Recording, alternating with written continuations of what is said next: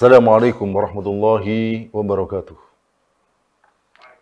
Innal hamdalillah nahmaduhu wa nasta'inuhu wa nastaghfiruh wa na'udzu billahi min syururi anfusina wa sayyiati a'malina. May yahdihillahu fala mudilla lahu wa may yudlil fala hadiya lahu. Asyhadu an la ilaha illallah wahdahu la syarika lahu wa asyhadu anna Muhammadan abduhu wa rasuluhu la nabiyya ba'dah. Allahumma salli wa sallim wa barik ala sayyidina wa habibina maulana Muhammadin wa ala alihi wa sahbihi wa man tabi'ahum bi ihsanin ila yaumiddin. Saudara-saudara yang dimuliakan Allah Subhanahu wa taala, alhamdulillah segala puji kita panjatkan kehadirat Allah Subhanahu wa taala. Dialah Tuhan kita, pencipta kita, sesembahan kita. Maka sepantasnya kita memuji kebesarannya dan bersyukur atas semua nikmatnya. Salawat dan salam semoga Allah limpahkan pada junjungan kita Rasulullah sallallahu alaihi wasallam beserta keluarganya, para sahabatnya dan seluruh pengikutnya ila yaumil qiyamah. Saudara-saudara, pemirsa yang dirahmati Allah Subhanahu wa taala. Hari-hari ini umat Islam kembali dihebohkan dengan satu keputusan dari pemerintah yang menurut pandangan Islam tentu sudah jelas bertolak belakang. Yakni apa? Yakni membolehkan atau memberikan izin kepada investor, termasuk investor asing dalam hal pabrik atau produksi minyak, baik yang besar bahkan sampai kemudian eceran. Tentu sebenarnya dalam pandangan Islam sudah sangat jelas perkara tentang miras, ya, atau dalam bahasa Arabnya disebut khomer, status hukumnya, bagaimana juga bahayanya dan seterusnya. Tak ada seorang muslim pun saya kira yang tidak mengetahui bahwa miras atau khamr ini adalah perkara yang diharamkan oleh Allah Subhanahu wa taala. Ini adalah perkara yang termasuk maklumun minad dini bid-darurah. Jadi termasuk hukumnya itu perkara yang sudah diketahui keharamannya menurut agama, ya. Jadi semua orang tahu. Mulai dari orang santri mungkin sampai kemudian yang tidak pernah ngaji pun tahu bahwa khamr atau miras itu sesuatu yang diharamkan, ya. Nah, kita akan mengkaji tentang ayat yang mengharamkan khamr ini supaya memberikan penjelasan yang lebih jelas lagi apa yang seharusnya kita ambil menyikapi tentang hal ini. Dan pada malam hari ini kita akan mendalami firman Allah SWT dalam surah Al-Maidah ayat 91 ayat 90. Di dalam ayat tersebut Allah SWT berfirman, A'udzu billahi minasyaitonir rajim, ya ayyuhalladzina amanu innamal khamru wal maisir wal ansabu wal azlamu rijsum min 'amalis syaitani fastanibuhu la'allakum tuflihun. Innama yuridu syaitanu ayyuqi'a bainakumul adawata wal baghdha'a fil khamri wal maisiri wa yasuddakum an dzikrillahi wa anis-shalah fahal antum muntahun. Ini adalah dua ayat yang dijelaskan oleh Allah SWT kepada kita tentang hukum khamr dan al-maisir. Dua hal yang sebenarnya kalau kita lihat ada aspek-aspek kemiripannya, ya. Aspek kemiripannya itu seperti yang nanti disebutkan dalam ayat 91, ya. Saudara yang Allah SWT, di dalam ayat ini Allah SWT berfirman, ya ayyuhalladzina amanu. Sebagaimana dikatakan oleh Imam Al-Qurtubi dalam tafsirnya, kata ya ayyuhalladzina amanu itu adalah khitabun li jami'il mu'minin bitarki hadhil asya. Jadi ayat ini di dalam kata ya ayyuhalladzina amanu itu adalah merupakan khitab, adalah merupakan seruan. Seruan kepada siapa? Di sini disebutkan alladzina amanu. Jadi orang-orang yang beriman. Oleh karena itu, ini menunjukkan khitabun li jami'il mu'minin. Ya, khitab yang ditujukan kepada seluruh kaum mukminin. Dan di dalam Al-Qur'an, penyebutan khitab seperti ini dengan sebutan alladzina amanu, menurut sebagian para mufassir bahwa sebutan seperti ini untuk mengingatkan kepada mereka yang mengaku dirinya beriman. Mereka yang mengaku dirinya beriman ketika disebut ya ayyuhalladzina amanu, maka seolah mereka terpanggil. Dan ketika mereka terpanggil bahwa saya adalah orang yang beriman, maka mereka terpancing, semacam ada keinginan tergugah untuk mendengarkan apa yang menjadi khitabnya, apa yang menjadi perkara yang diserukan itu apa. Nah, di dalam ayat ini, seperti yang dikatakan oleh Imam Al-Qurtubi, beliau mengatakan khitab kepada seluruh kaum mukminin adalah bitarki hadhil asya, untuk meninggalkan semua perkara tersebut. Dan ini ada 4 perkara yang disebutkan dalam ayat ini. Yang pertama disebut dalam ayat ini adalah apa yang disebut dengan al-khamru, ya, al-khamr, ya. Saya akan kutipkan satu pendapat yang itu merupakan pendapat jumhurul ulama. Qala Asy-Syafi'i rahimahullah, Imam Asy-Syafi'i rahimahullah berkata, kullu syarabin muskirin fahuwa khamr. Jadi yang disebut khamr itu adalah semua minuman. Kullu syarabin. Kullu syarabin, setiap minuman yang punya sifat muskir, yang punya sifat memabukkan. Ya, ketika minuman itu memiliki sifat memabukkan, maka fahuwa khamr. Itulah yang disebut sebagai khamr, ya. Dat yang memabukkan itu, ya, sekalipun kemudian kandungannya sangat sedikit, ya, sekalipun ketika minum tidak memabukkan, tetapi ketika dalam minuman itu ada zat itu adalah zat yang memiliki sifat muskir, memabukkan, maka itu adalah khamr. Dan menurut para ilmuwan modern, zat yang memiliki sifat muskir itu tak lain adalah apa yang disebut sebagai etanol alkohol, ya. Oleh karena itu ketika minuman itu mengandung zat ini, maka berapapun jumlahnya, berapa persentasenya, maka dia termasuk apa yang disebut oleh para ulama ini sebagai khamr, ya. Dan pendapat ini didasarkan kepada hadis Nabi Sallallahu Alaihi Wasallam dari Ibnu Umar. Ketika beliau menyatakan dari Nabi Sallallahu Alaihi Wasallam, beliau bersabda, kullu muskirin khamrun wa kullu khamrin haram. Ya, maka dikatakan di sini kullu muskir, setiap yang memabukkan, khamrun, itu adalah merupakan khamr. Ya, kullu muskirin khamrun wa kullu khamrin haram, dan setiap khamr itu adalah haram. Maka dalla ala wajhaini. Jadi ini hadis ini menunjukkan 2 hal. Yang pertama apa? Annal khamra ismun likulli ma wujida minhu sakar minal asribati kulliha. Jadi ini memberikan petunjuk pada kita bahwa sesungguhnya khamr itu adalah ismun, adalah sebuah nama, likulli ma wujida minhu as-sakar. Jadi semua minuman yang di dalamnya terkandung sesuatu yang memabukkan, minal asribah kulliha, semuanya. Seperti yang diketahui, ada sebagian fuqaha yang mengatakan bahwa yang disebut dengan khamr itu adalah perasan anggur saja. Mereka tidak menyebut misalnya perasan yang lain-lain itu sebagai khamr. Tetapi ini merupakan satu pendapat yang dhaif, pendapat yang lemah atau marjuh, disebabkan apa? Karena ada penjelasan yang sangat sharih dari Nabi Sallallahu Alaihi Wasallam bahwa yang disebut dengan khamr itu adalah kullu muskirin, semua yang memabukkan. Kemudian di dalam ayat ini disebutkan wal maisir, dan apa? Judi. Ya, judi ini sudah jelas. Jadi ada 2 pihak atau lebih berhadapan, itu yang disebut dengan judi. Yang di sana ada menang dan kalah. Yang menang, yang kalah harus memberikan kepada yang menang. Demikian juga sebaliknya. Itu namanya judi.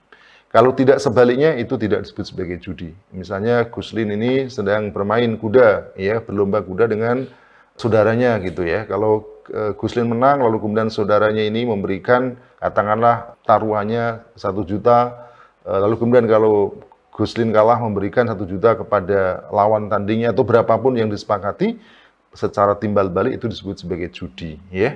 Tapi kalau ada satu pihak saja, misalnya Guslin mengatakan, wah, kalau kamu menang, kalau saya menang, kalau kamu menang saya kasih hadiah. Tapi kalau kemudian aku yang menang, kamu tidak ngasih. Itu tidak disebut sebagai judi karena itu tidak timbal balik, itu namanya hadiah.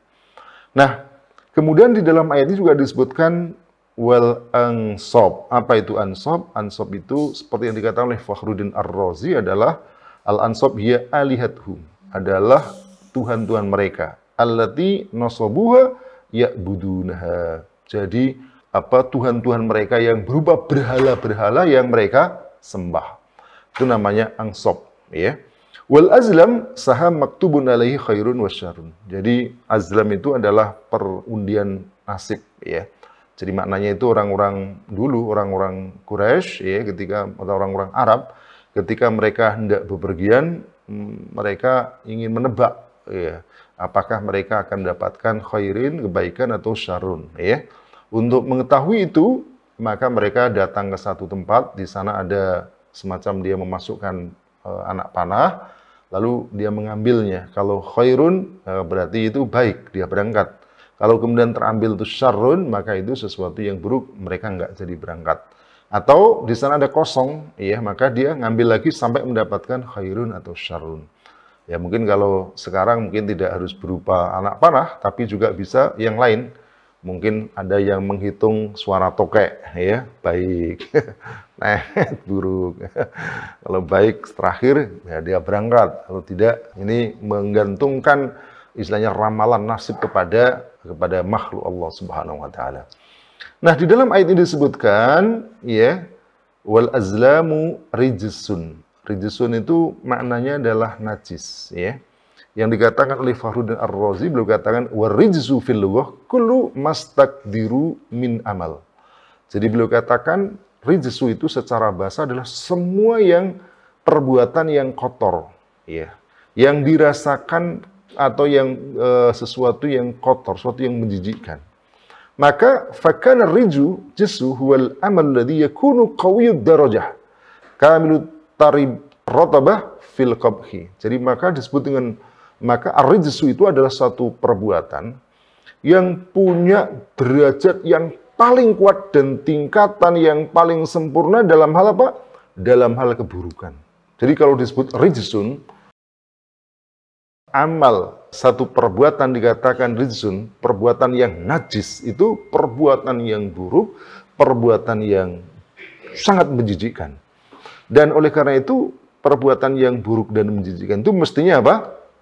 Manusia merasa jijik. Dan ketika merasa jijik, maka dia tidak akan, jangankan mengkonsumsi, jangankan dia menikmati, dia dekat saja tidak mau. Itu sesuatu yang sangat buruk, ya, rijsun tadi.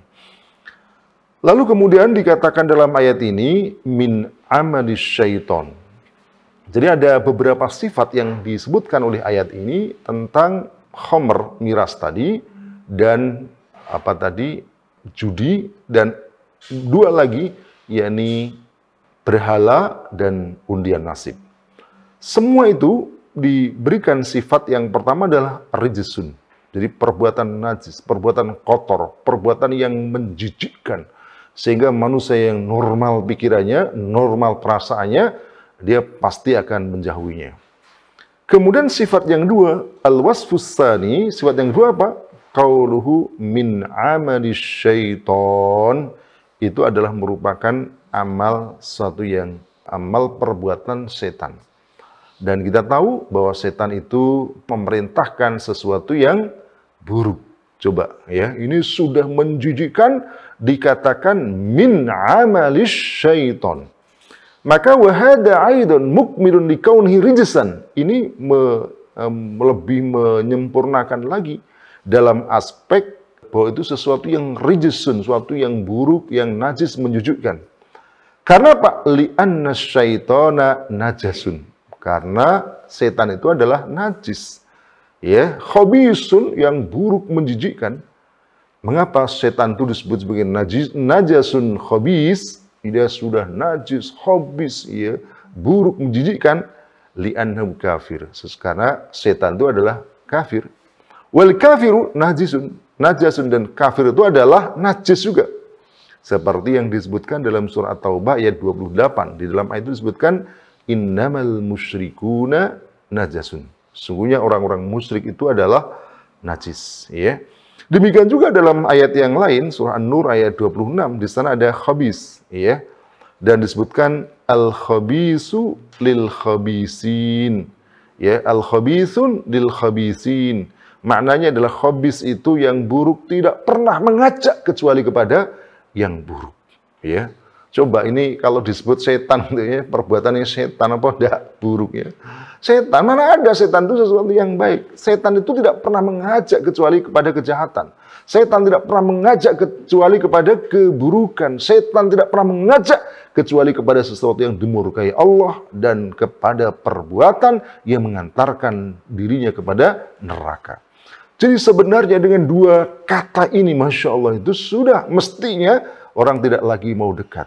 Jangankan dekat, bahkan menoleh pun tidak. Apalagi kemudian seperti yang sekarang, ya diminum, diproduksi, diharapkan keuntungannya. Masya Allah. Ya. Saudara-saudara Allah SWT. Lalu kemudian, aidan kullu ma udifu ila syaitan, fal muridu min tilkal idafah al-mubalaghah fi kamali qabhihi. Jadi oleh karena itu ketika diidofahkan kullu ma udifa ila syaitan, ketika disandarkan kepada setan, maka itu adalah merupakan apa? Adalah idofah mubalaghah, sandaran untuk sesuatu yang melebihkan. Dalam hal apa? Fi kamali qabhi, dalam hal kesempurnaan atau totalitasnya keburukan. Jadi memang betul-betul sesuatu yang buruk. Coba kalau Guslin misalnya, ya, misalnya ini ada orang menyebut anak setan gitu, Masya Allah, ya bukan marah itu mestinya. Setan, apa yang lebih buruk daripada setan? Kita disebutkan min amali syaiton gitu. Mungkin lebih buruk ketika disebut ini amalnya atau perbuatan anjing, ya, gitu. Anjing itu, Masya Allah, itu sesuatu yang najis. Tapi kalau ada setan itu sudah bukan hanya najis, ini sudah setan. Ya Allah, ya. Ini sebagai satu hal yang menunjukkan bahwa khamr ini sesuatu yang buruk, najasun. Dan dalam satu hadis Nabi Sallallahu Alaihi Wasallam, khamr itu bahkan bukan hanya disebut sebagai najis atau khabis, ya, sesuatu yang buruk, menjijikkan, tapi sebagai ummul khabais, ya. Jadi ummul khabais itu apa? Ibunya, induknya keburukan, induknya segala hal yang menjijikkan. Maka apa? Mana namanya itu ibu, apa artinya? Artinya adalah sesuatu yang melahirkan. Dia bukan hanya buruk, dia bukan hanya menjijikkan, tetapi dia juga menghantarkan pelaku atau perbuatan menjijikkan. Ya, kalau orang kemudian sudah mabuk, apalagi, ya, dia bisa mengerjakan semua apa yang dilarang, apa yang orang waras, yang dia takut, yang dia merasa jijik, yang dia merasa tidak akan melakukan. Tapi begitu mabuk minum khamr, maka dia bisa melakukan. Kenapa? Dia sudah tidak bisa dikontrol oleh akalnya. Orang atau manusia itu, mereka apa? Mereka menjadi mulia ketika apa? Ketika punya akal. Ya, bedanya itu manusia dengan hewan. Ya. Ustaz Guslin coba perhatikan, kalau kita beli kambing, lihat apanya? Lihat beratnya, makin berat, makin banyak dagingnya, makin mahal. Hal begitu. Gitu. Kalau burung perkutut dilihat apanya? Didengarkan suaranya, makin merdu suaranya, makin mahal. Begitu. Kalau ikan hias lihat apanya? Lihat keindahannya. Tapi kalau manusia dilihat apanya? Bukan karena gemuknya, bukan karena indahnya suaranya, tetapi karena akalnya. Apa buktinya? Mungkin dia gemuk, mungkin badannya besar, tapi nggak punya akal. Apa gunanya? Nggak ada gunanya. Mungkin dia cantik, mungkin dia tampan, tapi nggak punya akal. Akalnya nggak dipakai. Apa gunanya? Apa? Gila. Dia nggak berharga. Meski suaranya merdu, tapi kalau akalnya tidak ada, maka tidak ada nilainya. Kenapa? Karena manusia itu bernilai karena akalnya. Nah, akal yang Allah karuniakan yang membuat dia mulia itu ia hilangkan dengan cara apa? Minum khamr. Ya, maka kita lihat Nabi sampai mengatakan al-khamru ummul khabais. Khamr ini menjadi induknya khabais, perbuatan-perbuatan buruk, perbuatan-perbuatan yang menjijikkan. Bahkan Nabi mengatakan wa man saribaha lam yakbalillahu minhu salata arba'in. Siapa yang meminum khamr, maka Allah tidak akan menerima darinya salat 40 hari. Arba'ina yauman. Fa in mata wa hiya fi batnihi mata mitatan jahiliyah. Siapa yang mati sementara di dalam perutnya, ya, ada khamr. Jadi lagi mabuk, khamrnya belum hilang, masih ngendon di perutnya. Masya Allah. Mata mitatan jahiliyah. Mati seperti matinya jahiliyah. Saudara Allah SWT, itu sudah dua hal sifat yang menunjukkan betapa buruknya khamr itu. Lalu kemudian Allah SWT menyebutkan dalam ayat itu, summa innahu ta'ala lima wasfadil arba'ah bihadainil wasfaini. Lalu kemudian Allah SWT ketika memberikan 4 itu dengan 2 sifat, lalu masih berfirman, fastanibuhu. Ya, artinya jauhilah dia. Yani kunu janiban minhu, yani jadikanlah dirimu jauh darinya. Saudara-saudara yang dari Allah Subhanahu wa taala. Perhatikan, ayat ini bukan mengatakan wala tasrabuhu, jangan kamu minum, wala taf'aluhu, jangan kamu kerjakan, wala taqumu dan semacamnya. Tidak. Tetapi fastanibuh, jauhilah dia. Ya. Kalau disebut jauh itu artinya apa? Jangankan mengerjakan, dekat saja jangan, jauhi. Ya. Dan memang kalau kita lihat keempat perbuatan itu kalau didekati, yang tadinya tidak kepingin bisa menjadi kepingin. Orang yang tadinya tidak ingin mabuk, ketika ia datang ke tempat orang mabuk, maka dia bisa kepingin, lalu kemudian dia ikut mabuk. Ya. Orang datang ke tempat judi, awalnya mungkin dia hanya melihat-lihat, tetapi setelah dia menyaksikan betapa enaknya berjudi, mungkin dia akan ikut saat sekecil, semakin besar, dan seterusnya. Maka di dalam Al-Quran ini disebutkan fastanibuh, jauhilah dia. Dan kalau kita lihat, ya di dalam Al-Quran, itu kata fastanibuhu, ya, jauhilah itu ternyata memang digunakan dalam perkara-perkara berat. Misalnya dalam surah Al-Hajj ayat 30, ya.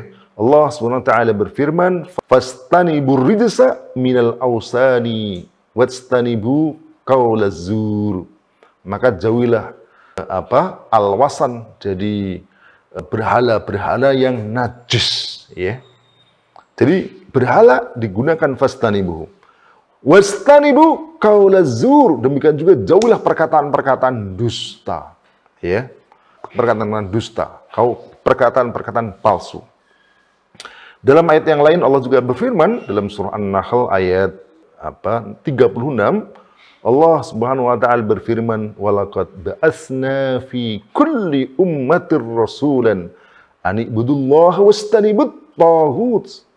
Walaqad ba'atsna fi kulli ummah, dan sungguh telah kami utus pada setiap umat. Siapa yang diutus? Rasulan, sungguh kami telah mengutus setiap umat rasul, seorang utusan. An ibudullaha, sembahlah Allah, wastanibut taghut, dan jauhilah taghut. Dalam konteks taghut dalam ini adalah kullu ma ubida min dunillah, semua yang disembah selain Allah Subhanahu wa taala. Demikian juga dalam ayat yang lain, walladzina istanibut taghuta, ya, ayyabuduha, orang-orang yang menyembah taghut untuk mereka sembah. Dari ayat ini menunjukkan apa? Seperti yang dikatakan tadi ini adalah menunjukkan ini perkara-perkara yang berat. Jadi kalau dilihat berarti yang disuruh menjauhi tadi adalah perkara akidah. Perkara akidah yang maksudnya menyembah selain Allah SWT, menyembah taghut, itu dikatakan fastanibu. Ya. Dan dalam ayat yang lain itu juga digunakan untuk minal kabair, ya, perkara dosa-dosa besar. In tastanibu kaba'ira ma tunhauna anhu nukaffir ankum sayiatikum. Apabila kamu menjauhi tastanibu kaba'ira, kamu menjauhi dosa-dosa besar. Jadi soal kabair, dosa besar, ini bukan hanya tidak dikerjakan, tapi juga dijauhi. Dalam ayat yang disebutkan walladzina yastanibuna kaba'ira ism, orang-orang yang menjauhi dosa-dosa besar. Nah, di dalam ayat ini kemudian disebutkan la'allakum tuflihun, agar kalian beruntung. Saudara-saudara yang dimuliakan Allah Subhanahu wa taala, jadi coba perhatikan dalam ayat ini Allah menyebut la'allakum tuflihun. Ketika kamu jauhi, ya, la'allakum tuflihun, kamu akan beruntung, kamu akan mendapatkan keberuntungan. Ini memberikan satu penjelasan juga sebaliknya. Jika kamu tidak menjauhinya, jika kamu tetap meminum khamar, ya, melakukan judi, menyembah berhala, mengundi nasib, maka kamu tidak akan pernah mendapatkan keberuntungan, alias pasti mendapatkan kerugian. rugi dunia, dan yang pasti adalah rugi di akhirat. Ya. Jadi ini perkara yang serius, berita dari Allah Subhanahu wa taala, bukan perkara yang remeh-temeh sebenarnya. Baik, saya akan lanjutkan lagi. Kemudian di dalam ayat ini ada satu kelanjutan. Ya, tadi sudah selesai, la'allakum tuflihun. Lalu Allah SWT berfirman, innama yuridus syaitanu ayyuqi'a bainakumul adawata wal baghdha'a. Sesungguhnya setan itu menginginkan ayyuqi'a bainakumul adawata wal baghdha'a, untuk menimpakan di antara kalian al-adawah, permusuhan, wal baghdha'a, dan kemarahan, fil khamri wal maisir, dalam khamr dan maisir. Ini menarik. Ya, menariknya di mana? Coba perhatikan dalam ayat sebelumnya itu disebut 4 perkara. Yakni al-khamru wal maisir, al-ansab, al-azlam. Tapi ayat yang berikutnya ini tidak lagi disebut yang kedua terakhir. Al-ansab, berhala, tak lagi disebut. Al-azlam, demikian juga undian nasib, tak lagi disebut. Yang disebut 2, yakni fil khamri wal maisir, khamr dan maisir.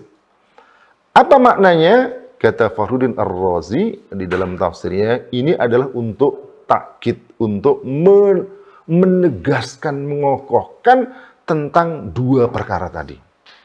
Ya, bahwa 2 perkara ini, khamr dan maisir ini sebenarnya perkara yang berat sampai apa? Sampai harus didekatkan dengan perkara akidah kufur. Gitu. Jadi seolah-olah orang yang minum khamr ini itu setara dengan mereka yang menyembah berhala. Pada berat ini. Gitu.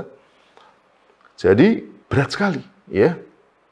Lalu dikatakan di sini bahwa ada 2 akibat, akibat duniawi dan akibat ukhrawi. Ya, akibat dunia dan akibat dini.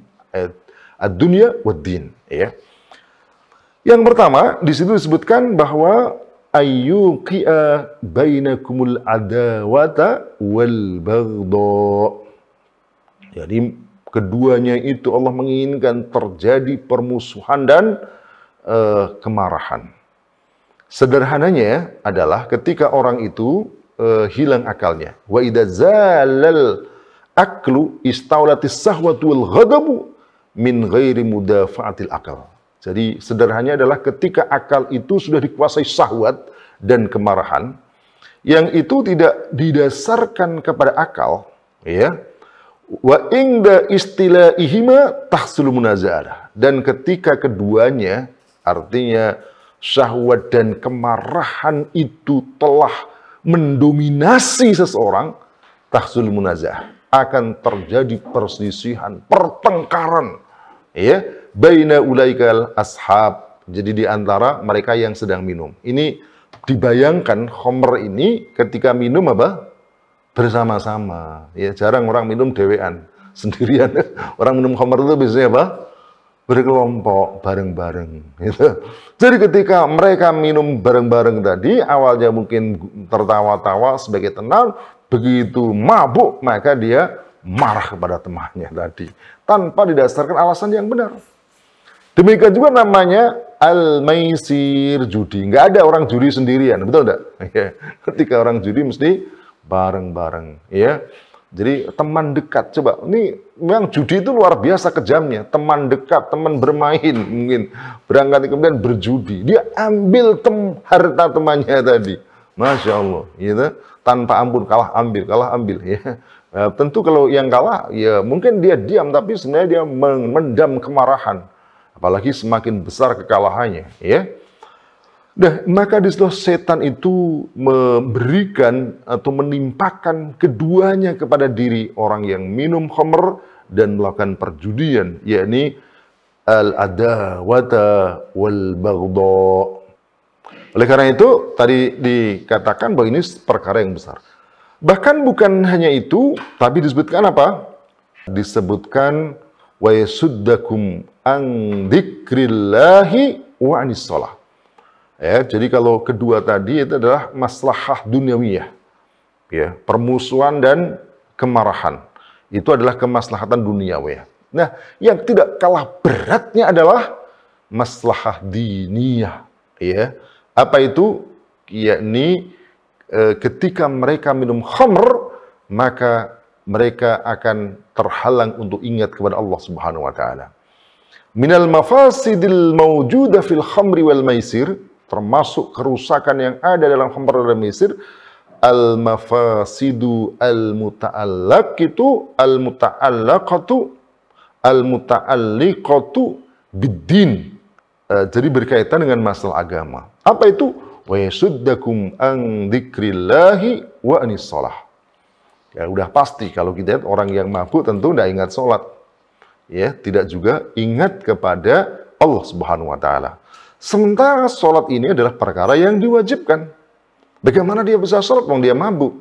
Ya, kalau sholat mabuk malah bisa kekaru-karuan seperti yang dalam ayat yang lain disebutkan, wala taqrabus salata wa antum sukara, dan jangan kamu mendekati sholat sementara kamu dalam keadaan mabuk. Ya, dalam satu riwayat diceritakan ada sedang mabuk lalu kemudian dia jadi imam membaca surah Al-Kafirun, ya. Qul ya ayyuhal kafirun la a'budu ma ta'budun, keliru dia.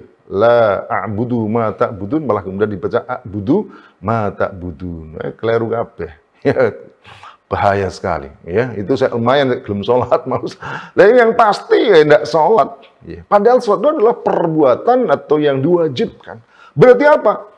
Ini menjadi satu bukti bahwa khamr yang memabukkan tadi, dia bukan hanya perbuatan jahat, tetapi mengantarkan kepada kejahatan. Kemarin bisa lihat ada baru saja ketika miras diresmikan, ada seorang polisi yang menembak berapa orang saat Guslin? 3 orang. Itu ada watal baghdho yang ditimpakan setan. Itu sebenarnya kelihatan nyata, jelas. Ya. Bahkan tanpa membaca ayat ini mestinya itu sudah jelas betapa bahwa minum khamr itu bisa menciptakan permusuhan seperti tadi, ya. Dan itu perbuatan dosa besar. Membunuh seorang mukmin tanpa ada alasan yang dibenarkan oleh Allah Subhanahu wa taala itu termasuk perkara yang besar dosanya, ya. Apalagi kalau kemudian tanpa ada kesalahan sama sekali yang dilakukan, Masya Allah, ya. Wa may yaqtul mu'minan muta'ammidan fajaza'uhu jahannamu khalidan fiha wa ghadiballahu 'alaihi wa la'anahu 'addalahu adaban 'azima. Siapa yang membunuh seorang mukmin, wa may yaqtul mu'minan muta'ammidan, ya, dengan sengaja, ya, ghadiballahu 'alaihi, Allah akan murka, ya.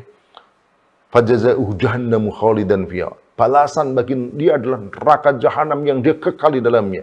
Wa ghadiballahu 'alaihi, Allah murka kepadanya, wa la'anahu, dan Allah melaknatnya. Wa a'addalahu 'adaban 'azima, dan Allah menyediakan baginya adab yang sangat besar. Jadi, khamr ini bukan hanya kejahatan, tapi bahkan menghasilkan kejahatan.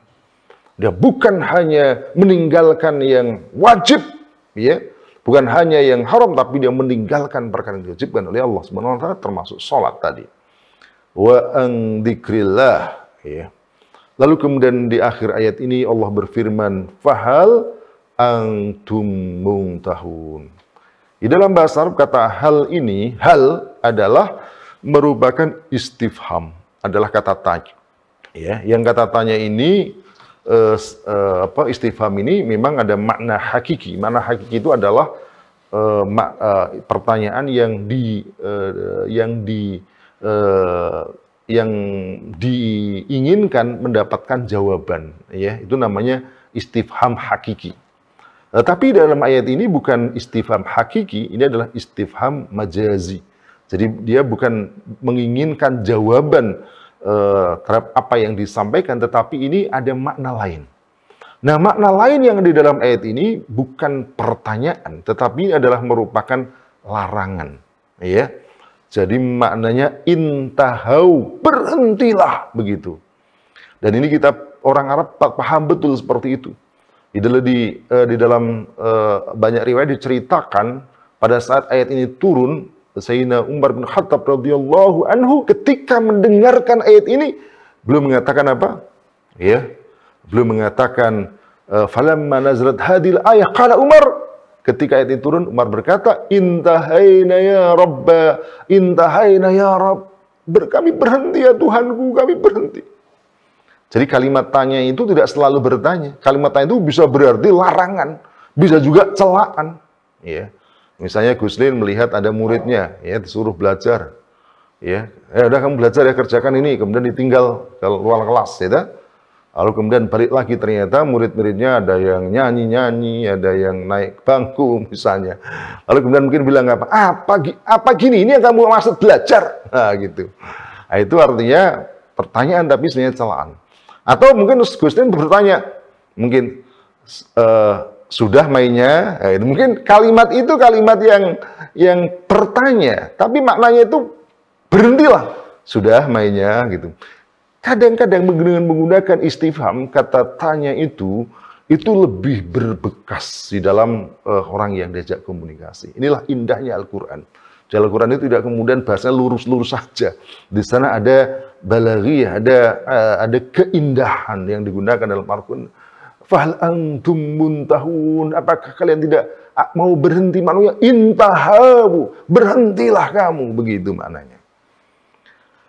Nah, itu kalau kita dalam keseluruhan ayat ini. Nah, ada satu kesimpulan yang disampaikan oleh oleh Fakhruddin Ar-Razi dalam tafsirnya Mafatihul Ghaib, beliau mengatakan begini. Jadi kalau kita lihat dalam ayat ini ada beberapa poin yang perlu ditunjukkan tentang haramnya khamr. Wa'lam anna hadhil ayah dalatun ala tahrimi syarbil khamr min wujuh. Ya, ketahuilah bahwa dalam ayat ini ada petunjuk yang menunjukkan haramnya khamr min wujuh, dari berbagai aspek. Masya Allah. Jadi Al-Quran itu biasanya bahasanya adalah ijaz, bahasanya itu ringkas. Ya. Jadi kalau misalnya hurrimat alaikum maitatu wadam, itu cuma begitu, diharamkan atas kamu bangkai, nggak disebutkan tentang apa penyebabnya, mengakibatkan apa dan sebagainya, cukup begitu saja. Hurrimat alaikumul maitatu waddamu walahmul khinzir, ringkas, ijaz namanya. Ya. Tapi ayat ini tuh malah justru itnab, itu artinya memberikan sesuatu yang dilarang Tuhan, tujuannya untuk mengharamkan. Tapi untuk mengatakan haram itu diberikan penjelasan. Itu menunjukkan betapa dahsyatnya haramnya minuman khamr ini. Ahaduhuma, jadi ada beberapa yang menunjukkan bahwa itu khamr haram. Yang pertama, tasdirul jumlah bi innama. Jadi digunakan kalimat berupa kata innama. Innamal khamru innama badalika li anna hadil kalimah lil hasr. Kalimat ini menurut bahasa Arab itu memiliki makna hasar. Walaupun sebenarnya tidak qat'i, tidak pasti. Kadang-kadang innama itu juga bisa memiliki tidak sampai hanya itu. Tidak sampai qat'i. Tapi ini memberikan makna begitu, ka'annahu ta'ala qala, seolah Allah SWT berfirman, la rizza wa la syai'a min amali syaiton illa hadil arba'ah. Jadi tidak ada yang najis, tidak ada sesuatu dari amal setan kecuali 4 perkara ini. Apa itu tadi? Khamru wal maisiru wal ansabu wal azlam. 4. Kemudian yang kedua, wasaniha yang kedua, annahu ta'ala qaranal khamra wal maisira bi ibadatil awsan. Jadi Allah SWT mengiringkan kata khamr dan maisir dengan ibadah kepada awsan, kepada berhala. Ya. Jadi kita tahu bahwa berhala ini, menyembah berhala merupakan satu perbuatan dosa besar. Ya, musyrik, masuk neraka, kekal selama-lamanya. Tapi itu disebutkan justru setelah al-khamru wal maisir. Al-khamru wal maisir. Wa minhu qaulu sallallahu alaihi wasallam syaribul khamri ka'abidil awsan. Dalam satu hadis bahkan kemudian disebutkan syaribul khamr, peminum khamr itu ka'abidil awsan, seperti penyembah berhala. Masya Allah, ya. Itu yang kedua. Wasalisuha, yang ketiga, annahu ta'ala amra bil istinab. ya, wa dhahirul amr lil wujub, ya. Jadi yang ketiga adalah digunakannya perintah istinab, jauhi. Seperti yang tadi disebutkan, bahwa kata jauhi ini lebih tegas, lebih keras daripada kata hurrima, ya, itu diharamkan. Warabiuha, yang keempat, annahu qala ta'ala la'allakum tuflihun. Ya. Ini ja'lal istinab minal falah. Jadi menjadikan istinab, menjauhi di sini termasuk kebahagiaan, keberuntungan. Ya. Wa idza kana al-istinab falahan kana al-irtikab khaybah. Jadi kalau istinab menjauhi khamr dan maisir itulah merupakan keberuntungan, falah, apa artinya? Berarti kalau tetap memaksa, meminum, menjual, memproduksi, mengizinkan termasuk khaybah, itu adalah kerugian. Ya. Itu yang keempat. Yang kelima, ya, annau saraha anwa al-mafasidah al-mutawalladah minha fid dunya wad din. Yakni di Al-Quran menjelaskan tentang berbagai ragam kerusakan yang terlahir dari khamr ini. Apa itu? Baik fid dunya wad din, dalam urusan dunia maupun agama. Yakni wuku'ut ta'adi wa tabagudi bainal khalqi wa husul i'rad an dzikrillahi ta'ala wa anis shalah. Apa itu? Yakni terjadinya ta'adi, permusuhan, wa tabagudi, dan kemarahan bainal khalqi, di antara makhluknya, wa husul i'rad, dan juga menghasilkan i'rad, yakni berpaling, an dzikrillahi wa anis shalah, jadi berpaling dari menyebut nama Allah dan salat. Itu yang kelima. Yang keenam, wasadisuha qaulu ta'ala fahal antum muntahun wa huwa min ablagh ma yantahi bihi ka'annahu kila qad tuliya alaikum ma fiha min anwa'il mafasid qabaih fahal antum muntahun ma hadas sawarif. Jadi sudah dijelaskan, dibacakan kepada kamu semua berbagai macam kerusakan yang terjadi dan keburukan khamr dan maisir. Lalu mengapa kamu tidak mau berhenti? Ya, seolah-olah ini memberikan satu celaan yang luar biasa kepada pelakunya. Itu yang keenam. Wasabiuh, yang ketujuh, annahu ta'ala qala ba'da dzalika wa'ti'ullaha wa'ti'ur rasula wahdaru. Itu ayat 91. Ya, kemudian ayat 92 Allah SWT berfirman apa? Wa'ti'ullaha wa'ti'ur rasula wahdaru. Taatlah kalian kepada Allah, taatlah kalian kepada Rasul, wahdaru, dan berwaspadalah. Maka fadahiru andal murada wa'ti'ullaha wa'ti'ur rasula fima taqaddama dzakkarahu min amrihima bil isnab anil khamr wal maisir. Jadi ini maknanya sudah jelas bahwa yang dimaksud adalah hati Allah dan hati Rasulnya adalah apa yang disebutkan sebelumnya, yaitu apa? Menjauhi khamr dan maisir. Wahdaru, yakni ikhdaru an mukhalafatiyah. Jadi waspada, berarti kamu kalau kamu sampai melakukan hal yang sebaliknya.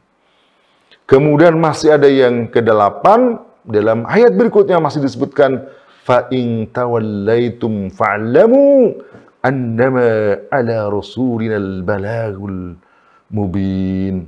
Jadi apabila kamu berpaling maka bersungguhnya atas musuh, atas Rasul kami itu dia menjadi penyampai yang nyata. Hada wa hada tahdidun adibun wa wa'idun syadid. Ini merupakan tahdidun adim. Tahdidun ini merupakan ancaman yang sangat besar. Wa wa'idun syadid, ini juga ancaman yang sangat keras. Kepada siapa? Fi hakiman khalafa fi hadat taklif, kepada siapa saja yang dia menyelisihi dari taklif atau ketetapan hukum ini. Wa rada fihi an hukmillah, dan mereka yang masih berpaling dari hukum-hukum Allah Subhanahu wa taala. Dan kalau kita lihat sudah dari Allah Subhanahu wa taala, masih berapa menit lagi ya? Udah habis waktunya, Masya Allah. Sebentar, saya kalau gitu harus saya tuntaskan. Ya, setelah itu nanti kita buka 1-2 pertanyaan aja. Saya ingin tuntaskan yang diharamkan dalam khamr itu apa? Masya Allah, bukan hanya yang minum khamr. Ada beberapa hadis, ya, saya bacakan 2 hadis saja. Atani Jibrilu faqala, ya Muhammad, inna Allah azza wa jalla la'ana al-khamra, wa asiraha, wa mu'tasiraha, wa syaribaha, wa hamilaha, wal mahmulata ilaihi, wa ba'iha, wa mubta'aha, wa sakiyaha, wa mustaqiyaha. Masya Allah. Jibril telah datang kepadaku. Jibril berkata, wahai Muhammad, Allah SWT telah melaknat apa itu? Al-khamr, khamrnya, wa asiroha yang memerasnya, wa mu'tasiroh yang minta diperaskan, wa syaribah yang meminumkan, wa hamilah yang membawa, yang mengangkut, wal mahmulata ilahi yang dibawakan, wa ba'i'aha penjualnya, wa mubta'aha yang membelinya, wa saqiyaha yang menuangkan, wa mustaqiyaha dan yang meminta dituangkan. Semua yang terlibat itu dilaknat oleh Allah Subhanahu wa taala. Demikian juga dalam hadis yang lain, la'anallahu al-khamra wa syaribah wa syaqiyaha wa ba'i'aha wa mubta'aha wa asirah wa mu'tasirah wa hamilaha wal mahmulah ilaihi. Sama, ya. Allah SWT mengharamkan yang minum, yang membawa, yang menjual, yang membeli, yang memeras, yang minta diperaskan, yang membawa, yang minta dibawakan, semuanya. Ya, tapi juga perlu diingat, semua ini hanya akan terjadi jika produksi khamr diizinkan. Betul tidak? Kalau tidak diizinkan sejak awal, pabriknya ditutup, kalau masih beroperasi, tangkap, adili, penjarakan misalnya atau dihukum, maka tidak akan ada yang minum khamr. Mengapa ada yang minum khamr? Karena ada produksinya. Mengapa ada produksinya? Karena ada yang mengizinkan. Mengapa minum khamr? Ada yang menjual. Mengapa ada yang menjual? Ada yang mengizinkan. Masya Allah. Ini bukan perkara remeh-temeh. Ini perkara berat. Saudara-saudara Allah SWT. Terakhir, saya ingin katakan, perkara haramnya khamr ini perkara yang sangat jelas. Oleh karena itu, kalau mengingkari haramnya khamr ini menyebabkan pelakunya kafir. Saya ingin bacakan satu penjelasan yang ditulis dalam kitab Al-Iqna fi Fiqhil Imami Ahmad bin Hanbal. Di sana disebutkan begini. Wa in jahada wujubal ibadatil khamsi aw syai'an minha. Apabila mengingkari wajibnya ibadah yang 5 itu, yang rukun Islam, au syai'an minha atau suatu darinya itu, atau bisa juga salat 5 waktu, wa minha at-taharah termasuk juga taharah, au halal khinziro, au sebentar, au halal khubz, halal khubzi wal lahmi wal ma'i, atau mengingkari halalnya roti, daging, air, atau ahalla zina wa nahwahu, ya, atau menghalalkan zina dan semacamnya, atau tarkas salati, atau menghalalkan meninggalkan salat, atau syai'an minal muharramati dhahirah al mujma'a alaihi ala tahrimiha, ya, atau juga mengingkari sesuatu yang keharamannya jelas dan telah disepakati keharamannya. Kalahmil khinziri, seperti daging babi, wal khamri, dan khamr, wa asbaha dzalika, dan semacamnya, au syakka fi. Jadi bukan hanya mengingkari, ragu, au syakka fi, atau meragukannya, ragu-ragu. Ini haram atau tidak, ragu. Fihi dalam perkaranya, wa misluhu, dan semacamnya, yajhalu, bukan karena bodoh, maka kufrun atau kufiro. Jadi dia kufur atau dikafirkan. Jadi ini sekali lagi, ini bukan perkara yang di sana ada mukhtalaf, ikhtilaf, tapi ini sudah perkara yang sangat jelas keharamannya, dan dalam Al-Quran itu mengharamkan itu sampai dijelaskan berderet-deret ayat, berderet-deret qarinah, berderet-deret. Di sana ada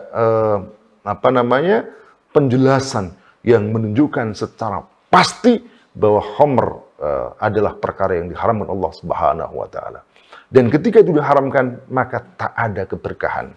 Maka kalau kemudian diizinkan diproduksi, lalu kemudian mungkin dapat uang, yang ada mungkin uang, tetapi pasti tidak barokah. Bukan hanya tidak barokah, tapi mengakibatkan kerusakan. Maka hanya orang yang rusak saja yang mengizinkan khamr dan maisir beredar di tengah-tengah umat. Moga-moga bermanfaat.